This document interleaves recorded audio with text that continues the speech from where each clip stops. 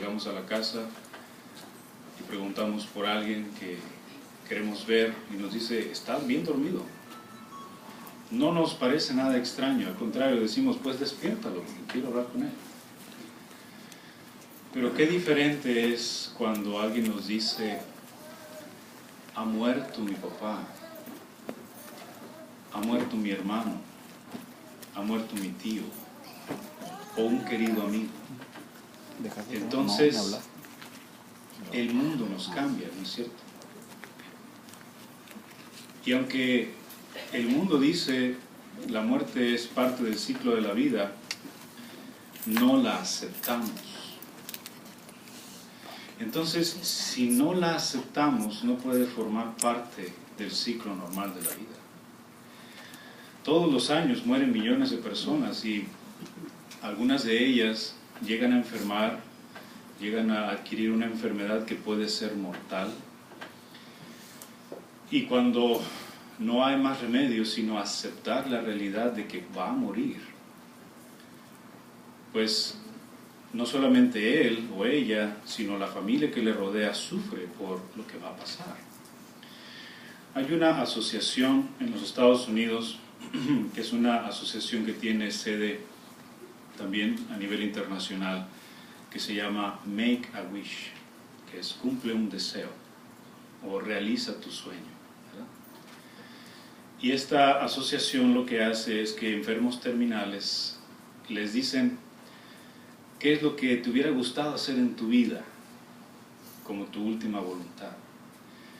Y especialmente si son jovencitos o niños, muchos dicen, quiero ir a Disneylandia o quiero ir a conocer tal parque nacional. Pero es interesante que cuando se trata de jovencitos o hermanos testigos de Jehová, ellos han pedido conocer la sucursal de los Estados Unidos. Piden ir a las instalaciones de Watchtower. Y pueden traerlos desde África, Australia, otros continentes, y les pagan el viaje para que hagan su recorrido por Betel. Betel tiene un programa especial para recibir a estos hermanos y jovencitos que hacen un recorrido especial, y los diferentes departamentos se reúnen, hacen desplegados, dibujos, dependiendo de la edad que tenga el que viene enfermo, y hacerle sentir bienvenido. Pero la gran diferencia es de que ellos están cumpliendo un sueño que quieren realizar en este sistema, porque saben que van a ir a descansar y se van a poner de pie otra vez. Así que, lejos de recurrir al consuelo típico de las personas, cuando por ejemplo muere un ser querido o a alguien se le muere un hijito, a veces el típico consuelo es, pues ya estaba de Dios. Dios quería otro angelito más en el cielo. Esa forma de consolar, en realidad lo único que hacen es echarle la culpa al de arriba. No brinda ninguna clase de consuelo.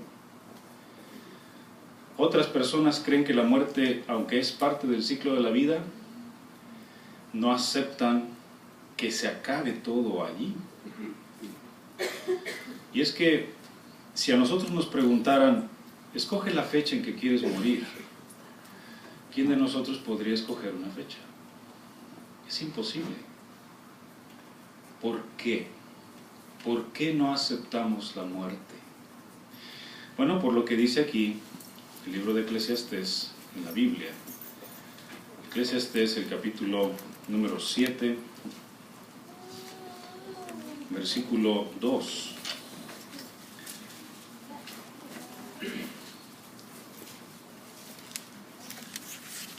Y de hecho vamos a comparar estas citas con otras dos citas que hablan con respecto a la muerte.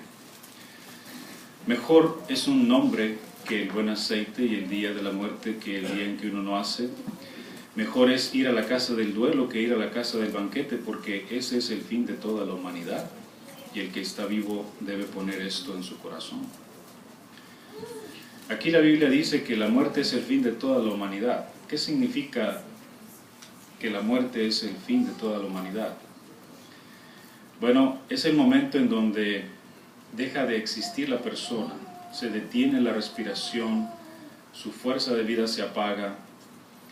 Es exactamente lo contrario a lo que Jehová dijo acá en Génesis capítulo 2, en versículo 7.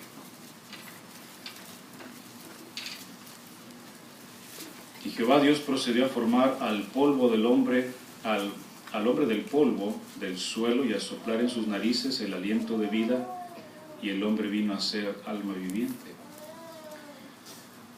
Así que la muerte es dejar de tener el aliento de vida y dejar de ser un ser viviente. Es exactamente lo contrario a lo que dice Génesis 2:7. Pero si regresa ahora a Eclesiastés, el capítulo 3, encontramos que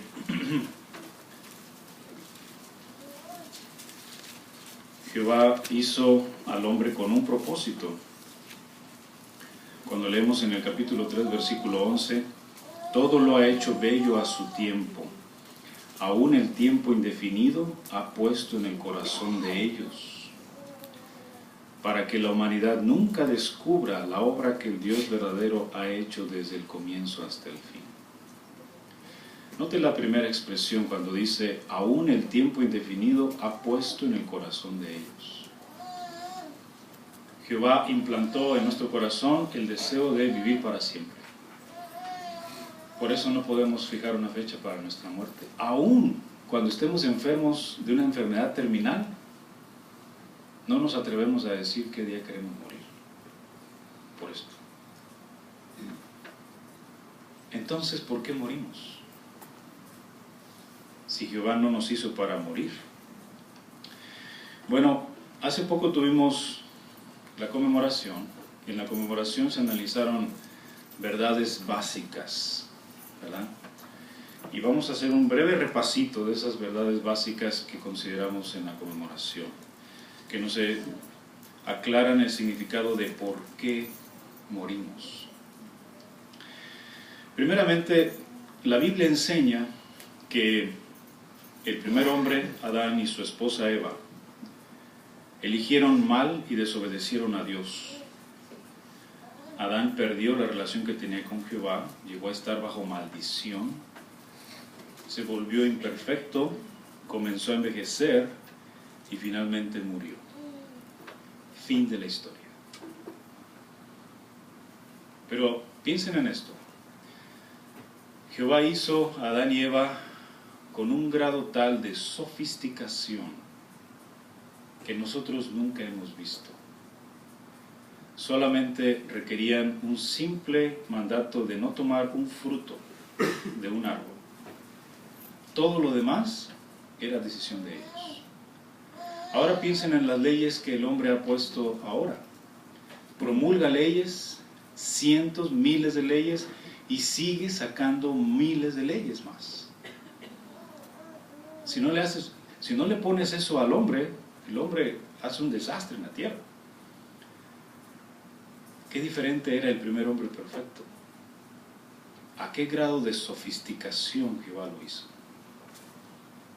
Así que la situación de la humanidad es tan lamentable que cuando Adán peca contra Dios, se rebela contra él, le desobedece, se vuelve imperfecto y entonces tiene familia y nos hereda imperfección. A diferencia de ellos, nosotros nacemos en pecado, no tenemos opción. Sin importar cuánto nos esforcemos, no podemos evitar cometer errores. No importa quiénes seamos, de qué nacionalidad vengamos, todos somos iguales en ese aspecto.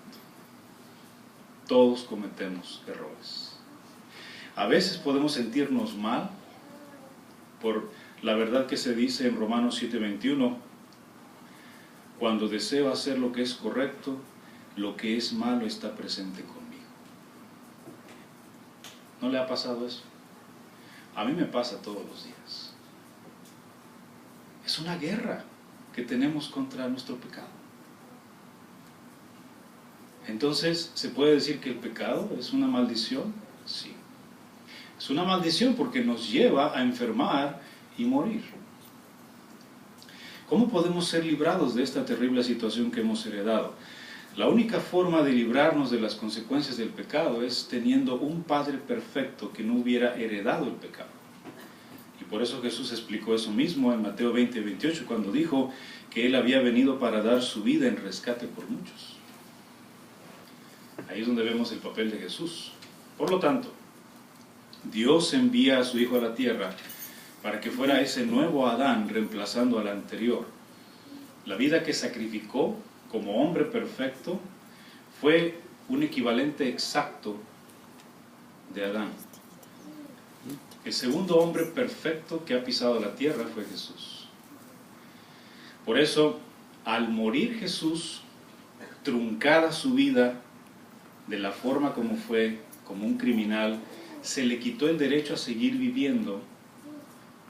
Entonces ahora Jesús utiliza el valor de esa vida perfecta que fue cortada y la lleva a su Padre. Con el valor de mi vida perfecta compro a la humanidad y seré su nuevo Padre que les dé vida. Así es como funciona. Así que Dios utilizó el valor de la vida de Jesús para recomprarnos o liberarnos de la esclavitud al pecado y la muerte. ¿Con qué podemos comparar el rescate? Piense en la siguiente situación. Un banco corrupto comete un fraude, se queda con los ahorros de muchas personas, las deja empobrecidas, cargadas de deudas.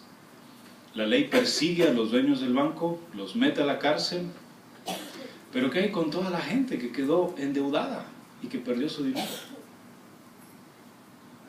Entonces viene un inversionista rico, compra ese banco, paga la deuda y le devuelve el dinero a todos los clientes. Eso es un rescate. Es lo que hizo Jesús. Adán fue ese fraude por la elección mala que tomó, pero Jesús viene al rescate y cancela la deuda del pecado. Otra vez, otra situación. Imagínese una enorme fábrica con centenares de empleados. La falta de honradez del gerente de la fábrica causa la quiebra del negocio, se cierra la fábrica. Entonces ahora centenares de empleados quedan sin trabajo, ya no pueden pagar sus deudas y todos sufren, las familias, por la corrupción de un solo hombre. Así que, ¿qué pasa para que las familias que quedaron afectadas vuelvan a su vida normal? Aparece un benefactor acaudalado que paga la deuda de la compañía, la abre de nuevo. Al cancelar la deuda, quedan aliviadas las familias y los empleados, pero ¿qué hay del gerente? ¿Se beneficia de la recompensa o la compra que hizo el empresario acaudalado que vino al rescate? No, el gerente está preso y desempleado para toda su vida. Así es Adán. Adán ya no se beneficia del rescate, él nunca más volverá a la vida, ni él ni Eva. Así que, haciendo estas comparaciones, podemos entender mejor cómo funciona el rescate. Y debido a la muerte de Jesús y su resurrección, entonces coloca el fundamento, la garantía para que quienes ejerzan fe en el sacrificio de Cristo, aunque mueran, vuelvan a vivir. Ahora, Juan 3:16 enseña que Dios envió a su Hijo para que todo el que ejerce fe tenga vida. El sacrificio de rescate está allí. Una cosa es que Jehová haga la provisión y otra cosa es que tú la aproveches. Pongamos un ejemplo. Hace algunos años, una mina de carbón cerca de Pittsburgh, en Pensilvania, se inundó súbitamente con millones de litros de agua. 9 mineros quedaron atrapados en una burbuja de aire a 215 pies de profundidad, unos 73 metros. ¿Cómo sacarlos? Algo parecido sucedió en Chile hace algunos años, pero eran más trabajadores y a más profundidad, pero usaron el mismo método para liberarlos. Bueno, en Pensilvania, 3 días más tarde, todos estaban fuera, los habían sacado vivos. ¿Cómo fueron rescatados? Los rescatistas, orientándose con mapas de la mina y con sofisticados instrumentos de búsqueda, taladraron un agujero de unos 2 pies de diámetro, unos 65 centímetros de ancho, hasta donde se hallaban todos los hombres en una burbuja apiñados, una burbuja de aire. Bajaron por ese agujero una jaula donde cabía una persona a la vez. La jaula llegó a ellos y uno a uno fueron sacándolos. Pero ¿qué tuvieron que hacer cada uno de ellos? Subirse a la jaula. Es exactamente lo que se hace con el sacrificio de Jesús. Estamos en una situación tan lamentable por el pecado que nos lleva a la muerte, que es como estar ahí, básicamente muertos en vida. Pero Jehová amorosamente extiende una jaula de liberación, el sacrificio de Jesús. ¿Qué tienes que hacer tú? Te tienes que subir a la jaula. Eso es ejercer fe en el sacrificio de Jesús.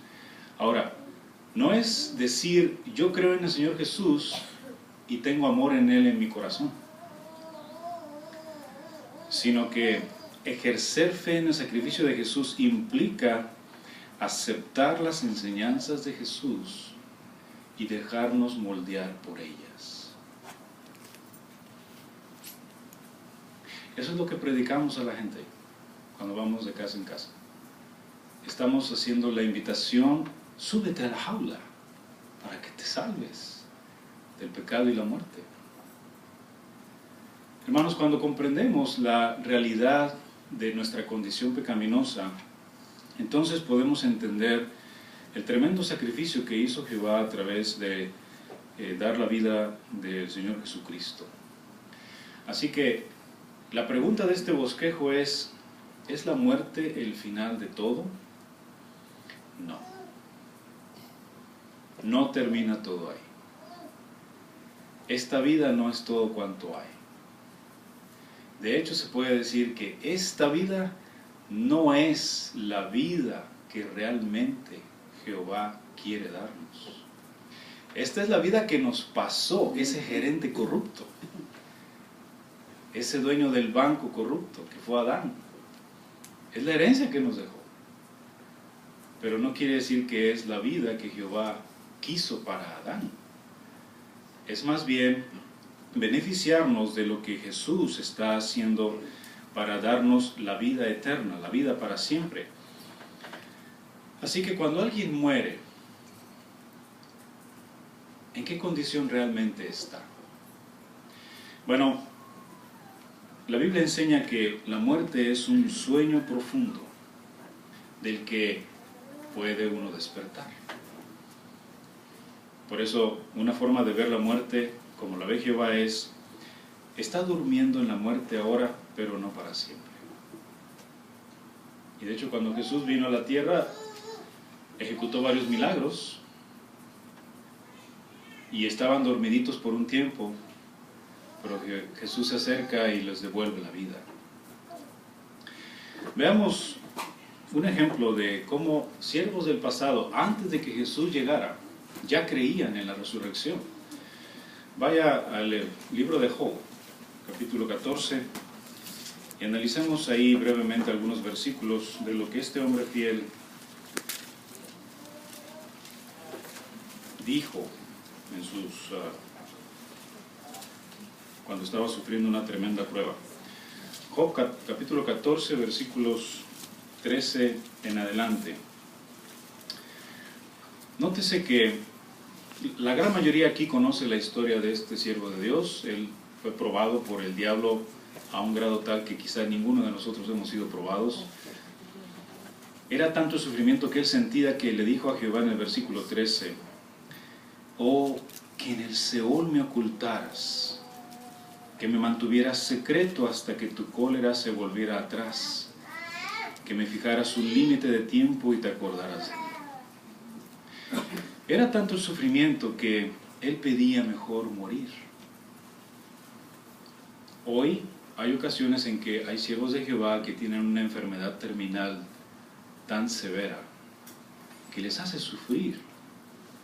Y algunos de ellos llegan a decir, prefiero irme a descansar.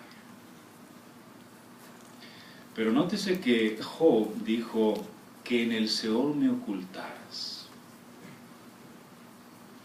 Él no estaba pidiendo, llévame a morir para siempre, sino que esa expresión me ocultaras se traduce guardar como un objeto valioso en un lugar seguro.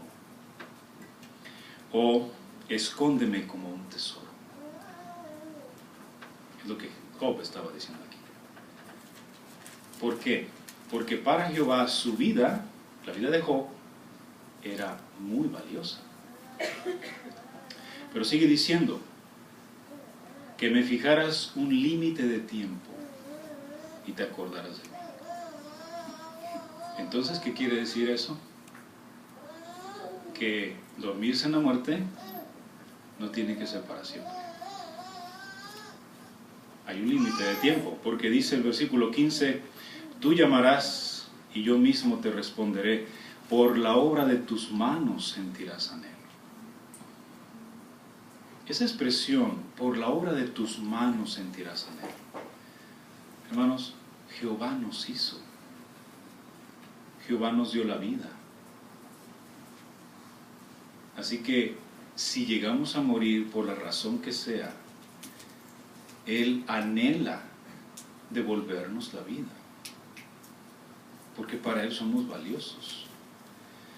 Dice ahora en la versículo 14, si un hombre físicamente capacitado muere, ¿puede volver a vivir? Todos los días de mi trabajo obligatorio esperaré hasta que llegue mi relevo. Muy claro, ¿no es cierto? Entonces la muerte no es el fin de todo. De hecho, se puede decir que, de acuerdo a lo que dice el versículo 15, la lección que aprendemos ahí es que Jehová le tiene tanto cariño a sus siervos y a las personas a quienes les ha dado la vida, que cuando dejan de existir, Él anhela devolverles la vida, especialmente si ellas, las que murieron, han dejado que Jehová moldee sus vidas, especialmente si han permitido que Jehová les acerque la jaula y ellos se suban a ella.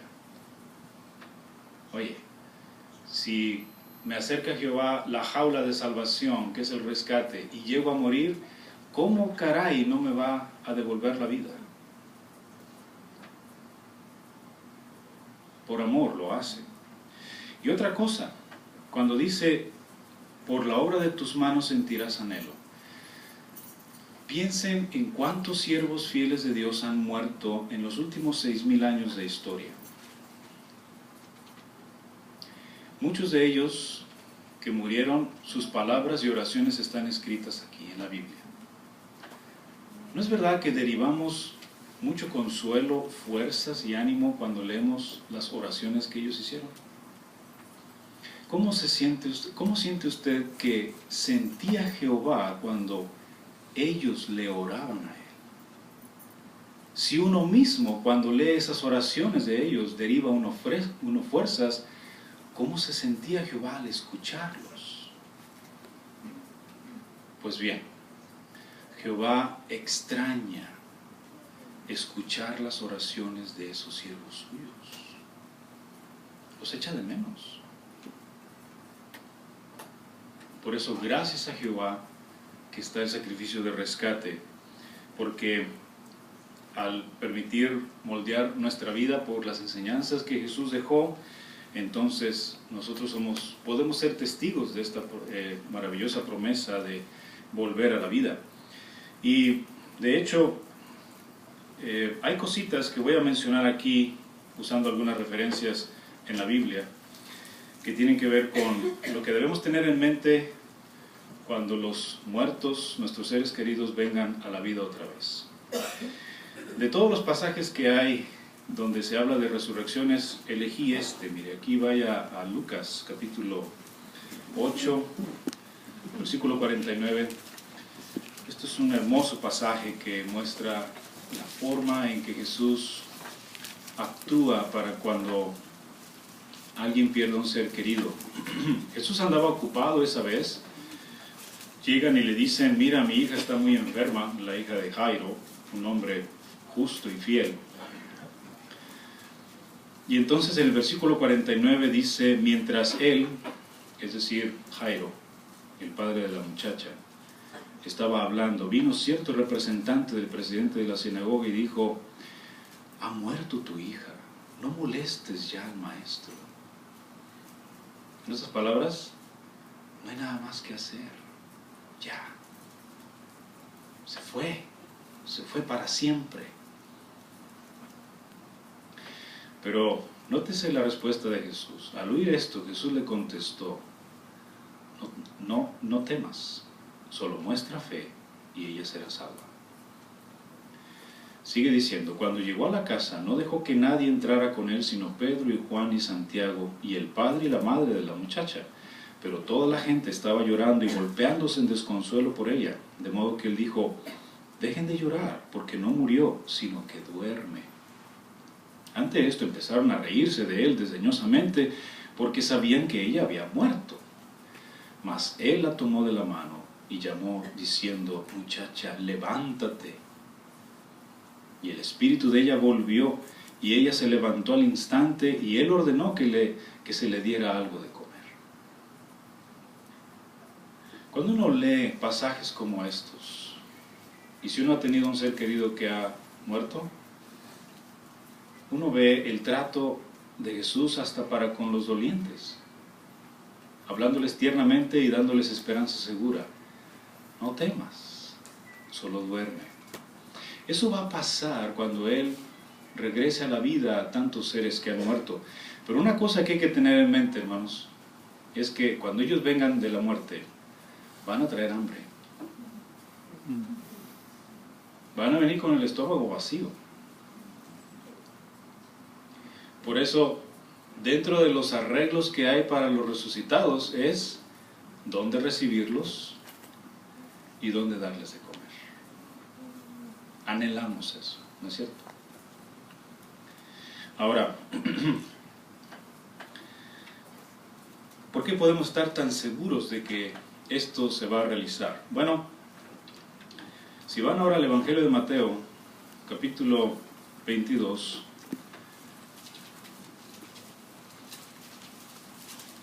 versículos 31 y 32.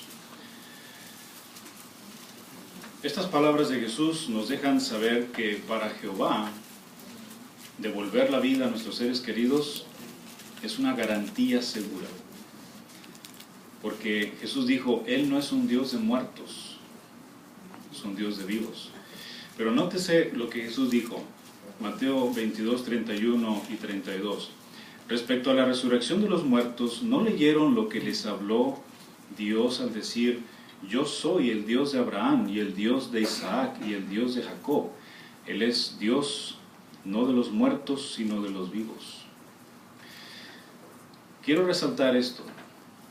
Nótese que dice: yo soy el Dios de Abraham, el Dios de Isaac, el Dios de Jacob. ¿Hacía cuánto tiempo estaban muertos ellos? Por lo menos 2000 años. Y Jehová seguía diciendo: yo soy el Dios de ellos. No dice: yo era el Dios de ellos. Por eso Jesús dijo: para Él todos ellos viven. Ahora, hay una expresión que personalmente, cuando mi padre murió hace unos 5 años, yo estaba leyendo esto, me tocó especialmente cuando leí en Josué 1:1. En Josué 1:1, Jehová le dice a Josué, en 1:1 y 2, Y después de la muerte de Moisés, el siervo de Jehová, aconteció que Jehová procedió a decir a Josué, hijo de Nun, el ministro de Moisés: Moisés mi siervo está muerto. Ahora levántate, cruza este Jordán. Pero ¿cómo veía Jehová a Moisés? Mi siervo. Mira, Moisés, el que era mi siervo, ya se murió. Ahora tú guía al pueblo. Moisés, mi siervo, está muerto, pero ahora tú levántate. Aún en la muerte, ellos son siervos de Jehová. Por eso, cuando el apóstol Pablo escribió a los romanos, aún si morimos, pertenecemos a Jehová. Así que cuando hablamos de la resurrección, hermanos, estamos hablando del momento en que el sacrificio de Jesús beneficie a todos ellos que han fallecido y vuelvan a la vida y reciban su valiosa herencia. ¿Cuál herencia van a heredar nuestros seres queridos que han muerto y tantas personas del pasado? La que Jesús dijo para ellos, y en el sistema de cosas venidero, muchas cosas más, muchas veces más, con vida eterna. Ellos hicieron tremendos sacrificios en su vida para servir a Jehová, y hubo quienes no conocieron a Jehová, y Él les dará la oportunidad de conocerlo una vez más en vida. Cuando hablamos de vida eterna, estamos hablando de la vida que realmente lo es. Es esa clase de vida la que nosotros anhelamos. Por eso no buscamos anclarnos en este sistema de cosas. Este sistema de cosas brilla cuando lo vemos de lejos. Pero si tú te acercas y quieres vivir como ellos, te haces esclavo del mundo. Y tu vida empieza a carecer de significado. Nuestra perspectiva es la eternidad. Por eso la eternidad, cuando se habla de eternidad, es llegar a tener la edad que Jesús tiene ahora. ¿Qué edad tiene Jesús? El hombre le ha calculado al universo una edad media de 11.000 millones de años. Jesús fue antes del universo. Jesús tiene esa edad y un poco más. Es llegar a tener la edad que Jesús tiene ahora mismo. Solamente que cuando nosotros tengamos 11.000 millones de años, Él va a tener el doble. Eso es la eternidad. Hermanos, 70 u 80 años en el horario de Jehová, ¿sabe a cuánto equivale? A 1 hora y 25 minutos. No es nada. Así que, ¿cómo Jehová puede complacerse en que vivamos 1 hora y 25 minutos en su horario? Gracias a Adán tenemos esa 1 hora y 25 minutos en nuestra cuenta. Pero con Jesucristo y el sacrificio de rescate, si servimos con lealtad, no solamente vamos a disfrutar de innumerables bendiciones ahora, sino de la vida eterna, porque la muerte no es el final de todo.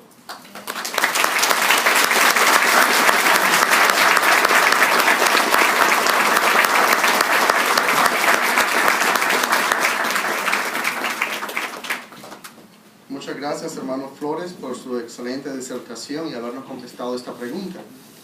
Qué contentos estamos de que hayan podido asistir a este discurso especial. Les